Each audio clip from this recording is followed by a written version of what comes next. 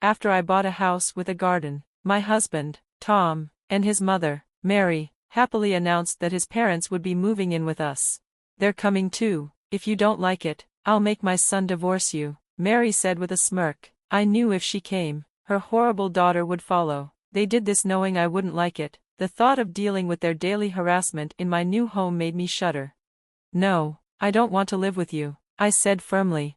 Mary raised her eyebrows and pulled out divorce papers. Tom had already signed his part. She only cared about taking the house. Their plan had worked, and that was terrifying. But instead of breaking down, I struggled to hold back my laughter. Mary thought she had won as she watched me shake with my head down. Quietly, I signed the papers, packed my things, and left the house I once thought would be my home. On moving day, my phone kept ringing with calls from my ex-mother-in-law. "Have you realized yet?" she demanded. "We need to meet and talk." That was exactly what I wanted. I had planned for this moment. It was time for the final showdown.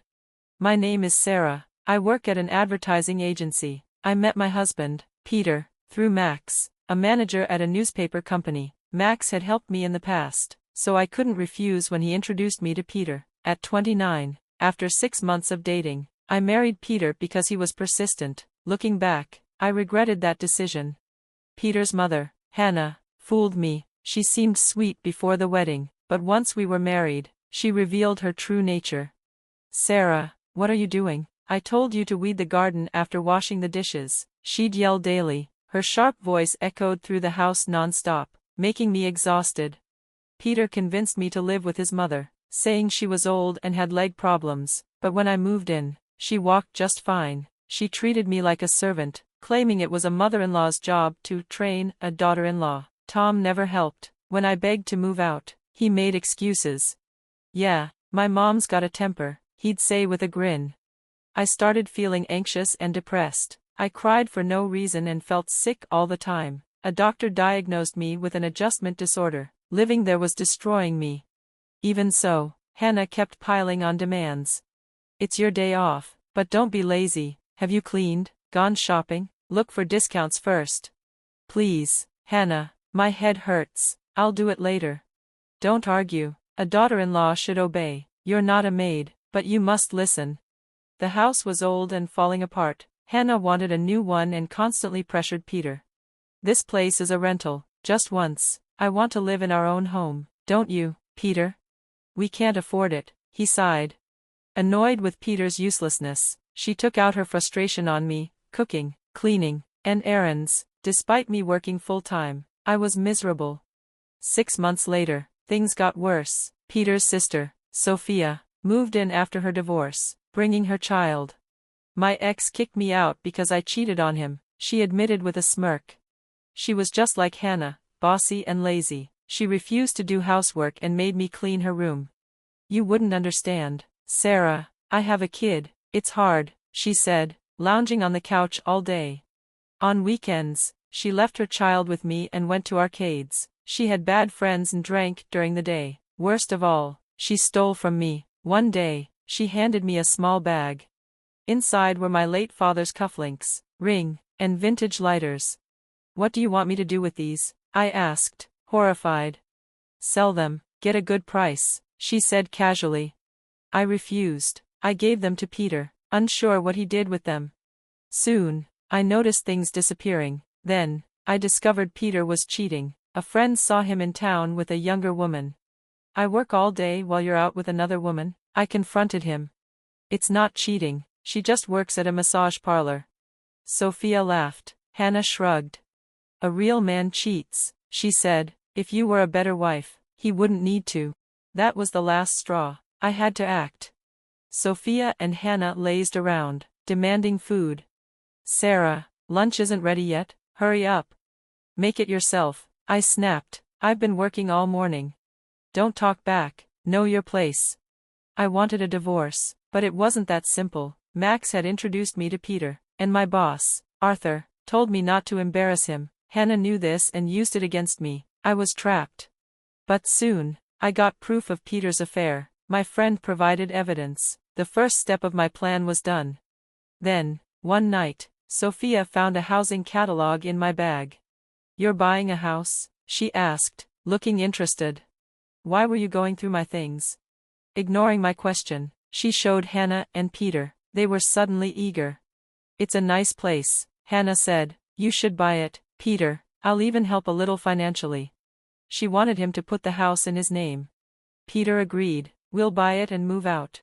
I played along. After the house was purchased, Peter and Hannah made a shocking announcement. We're all moving in, they said with smug smiles. What? You promised it would be just us. If you refuse, I'll make Peter divorce you, Hannah threatened. That was my moment. I had already planned for this. Fine, let's get divorced, I said calmly, signing the papers. They looked surprised. Hannah had no idea she had fallen into my trap. A few days after moving out, my phone blew up with calls from Hannah. Sarah, what did you do? The house, there's something wrong with it. I smirked. It was time for the final showdown. I had trouble with the house because the land kept sinking, which caused problems like doors and windows not closing. Even new houses weren't safe from this. Nearby, there were old mining tunnels that caused the land to shift, but the locals knew about it and built their homes on stable ground. Only people new to the area fell into the trap of buying these homes. I used this problem-filled house to trick 3 people. It was tough to find a house like this, even with a real estate agent's help. I also made Sophia steal a real estate catalog from my bag, which I had left in plain sight on purpose. They took the bait and moved in. I couldn't help but laugh when I signed the divorce papers. I wanted to tell them everything, but I pretended not to know. A defective house? That can't be right. There must be some mistake. What's with that attitude? It's fake. Come over here. What? No, I never want to see you again. What did you say? I had no desire to see them again, so I told her I wouldn't meet them, even if they paid me. John stepped in then. Sarah, please think about our situation. I could say the same to you. Peter, did you ever think about my feelings? No, you didn't. I was always alone. I'm sorry. I'll apologize. Just tell me where you moved. Why would I tell you? If you showed up, I'd have to move again. I want nothing to do with you. The conversation didn't go anywhere. Eventually, Hannah and the others started making crazy claims, saying the divorce wasn't valid and that we were still family. I had 2 colleagues sign the divorce papers and submitted them to City Hall. No way. How unreasonable can they be? Just meet with us once. We need to settle this. Please, Sarah, just once. Even though I refused, they kept calling. I had no choice but to meet them and end it myself. Fine, I'll meet you once. Thank you. I owe you one, but I'll choose the time and place. I didn't want to risk being ambushed, so I made sure I was in control. I arranged to meet them at a cafe. I was 20 minutes late, and they were already furious. John had a strange smile on his face. How dare you keep us waiting? So disrespectful. I don't want to hear about respect from you. So, what do you want? What's with that attitude? It's infuriating. We're stuck with a bad house because of you. Take responsibility. I told you. I don't know anything about that. You decided to move in on your own. She hesitated. They had chosen to move in because their old house was being renovated. The defective house was their only option. If you're done, I have something to say. Hannah, I'll be suing you for damages. What damages? Suing? Why? What did I ever do to you? Tell me clearly.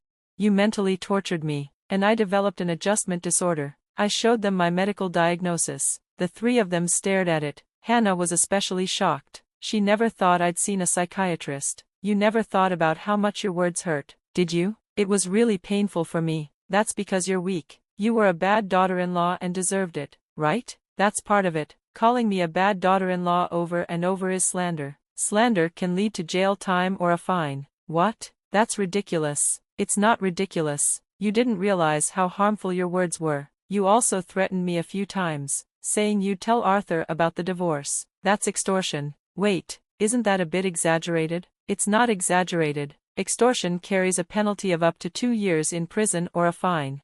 I won't back down on this. Peter jumped in. His face was sharper than usual, almost like he was trying to act tough. What is this? Scaring my mom? Do you have any proof of these so-called slanders and threats? Yes, I do. I've been recording everything. Recording? Yes, I recorded everything with my phone's voice memo. I have tons of recordings, including all of Hannah's abusive language. I'll submit them as evidence. You really think I'd just take this? It's not just Hannah. Sophia, you're guilty too. What? Why me? Think about it, haven't you done anything wrong? Or are you saying you didn't cause any problems? Of course not, don't be ridiculous. Sophia denied it, but I showed her a video from my phone. It showed her snooping through my bag, looking nervous while doing it. What's that? How did you record this? I set up a hidden camera because my things kept going missing after you came. Makeup, clothes, accessories, everything. This is awful. How could you do that? You're just a daughter-in-law. Unbelievable. Who's crossing the line here? Theft is punishable by up to 10 years in prison or a fine. I'm calling the police. Sophia's face turned pale. She wanted to argue, but she couldn't. I had tracked everything and had the evidence to make sure the police would act. I wasn't letting them off the hook.